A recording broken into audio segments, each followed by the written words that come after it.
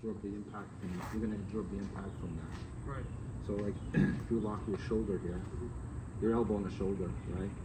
So yeah, if I just try to come in, I can't come in, right? But if I redirect your energy to where it's being locked, which is right here, you'll go back. You see?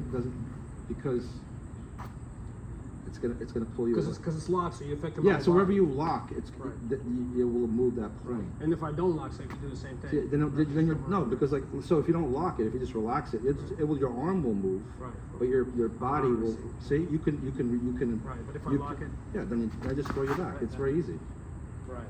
Well, then they'll say like, oh, you're not rooted or something like that. You know. You can't. Doesn't matter if you're rooted. I would still uproot you. Like get in the Ichi Kimiyama. So forget about your hand. So you have this. You get really super rooted.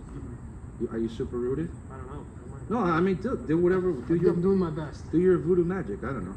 So the thing is, how is this going to stop me? If I just go like this, I just use my finger to push you back. So what good is the Ichi?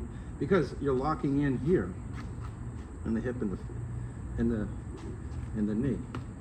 See, you can't absorb any pressure. But if I was just doing neutral stance.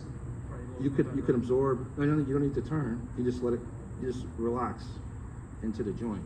Now don't get me wrong. If I come like this, you can't stand there. Right. I mean, I'm going to displace you, but at least you can absorb some of it, like in a suspension bridge. Right. When you lock the joint, yeah, the energy will go to that point there, and it'll displace you. So when you lock the elbow, say the elbow joint, it moves your whole body. Right.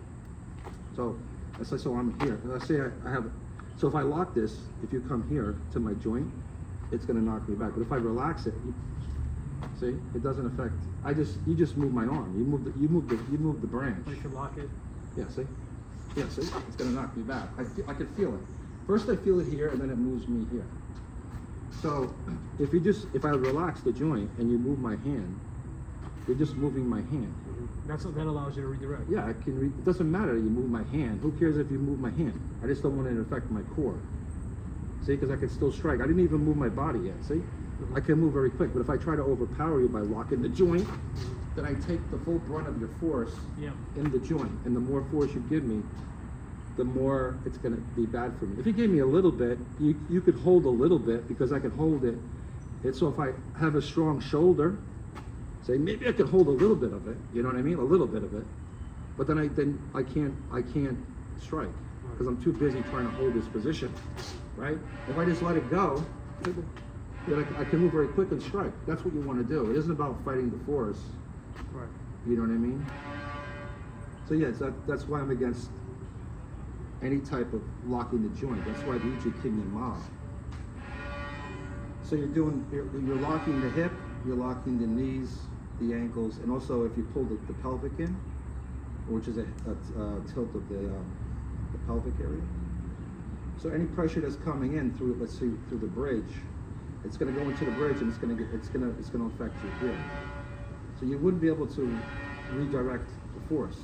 Even to turn, you'd have to basically relax the hips. And if you relax the hips, then you can't do the easy Kimiyama. You know what I mean? So the best thing to do is just stay natural.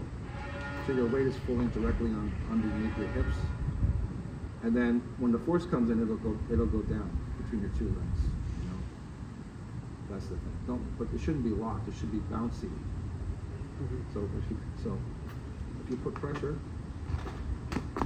see how it bounces back. So that's why you took it into the ground. And right, exactly. Say push. So that's what they call recycling. Right. So if I lock my hips, see, yeah, I went back. Because it's getting locked there, I can't. There's no reaction. Right. There's no reaction. See, your push is the action, and this is the reaction. But there's no reaction from your force because it's getting locked here. I can't. It has nothing to do with my skill. It's just my body can't do it anymore. It's cut off from the waist. There's a certain amount of pressure you can withstand physically, and then you have to. The only pressure I could withstand here, if your pressure was slow. If it was a slow pressure. See how I can hold it? But as soon as you accelerate the pressure, I can't hold it. So that's no good. The only way to do it is actually just to have a neutral, kind of a natural base. So when I'm doing chi sao, I can hold it, it'll go into my arms, and into my legs. If you have tension in your anywhere in your body, also even though your joints are not locked out, if your muscles are tense, like tight, that's almost the same thing as locking your joints. It'll throw you back. You know, because you'll feel it. If let's say you're using a lot of the bicep tricep muscle, if I apply force to it, it'll affect your body. What if I'm fully relaxed? If you're fully relaxed, and then it'll just move your hand. Your arm will move depending on where I'm pushing it. Right. It doesn't matter, Right. you know, because you just simply so if you come in, you just simply redirect it. You don't have to. Right. You don't have to worry about getting hit. Right. You know what I mean? It just moves like the wind hitting the branches. It just simply moves. The trunk doesn't go anywhere. That's the idea of like a real rooting. If you look at the classical writings on it, that's the real idea of rooting. And if you look at a tree, nothing's locked. You know, everything moves. Everything's Well, the roots are. the roots are deep, but so when I'm like this, I'm rooted. All right, but I'm not locked. The only reason I'm rooted is because my joints are not locked. They actually move a little bit, like a suspension bridge. It has That's a to good move, otherwise analogy. it would break. Suspension bridges is probably the best analogy I've heard. Well, bamboo, like a bamboo also. Like a bamboo. So they use the Wing Chun analogy of like Wing Chun is like a bamboo. Right. But if you're locking your joints, that's not a bamboo. That's a crowbar. That's like an oak tree. That's a crowbar. So you don't want this to be a crowbar. If you want it to be a bamboo, it's got to move a little bit. It's got to move a little bit. It isn't soft like a noodle. Like if you put pressure, it isn't this, Right. right? But if you put, okay, that's the other thing. So you grab here, right? So if I bring my elbow to the central line, I'm locking my shoulder joint. See, it throws me back. But if it's along my body line, I can move freely. Even if you're just holding my hand. See, I could just walk and move you very easily. So when you're doing chi sao, if somebody grabs your hand,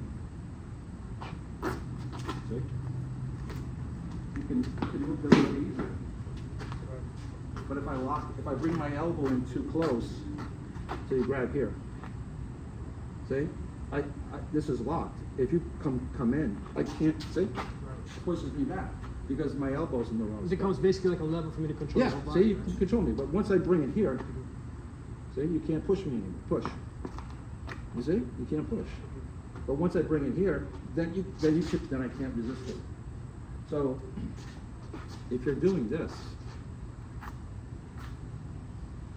you're already volunteering to screw up your joints. You can't actually.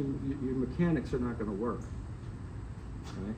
So tan is to spread, but if you bring your elbow in, how are you going to spread? This is spreading. See, it's natural along the body line. So you can't come in here. Right. See? But if I bring my elbow in, well, people will say, all right, well, then you just turn your body. But then you screw up your mechanics in your hip. See? Because then your hips are not facing properly. Right. The idea is just to do this. See? And then you can control. See? You can control.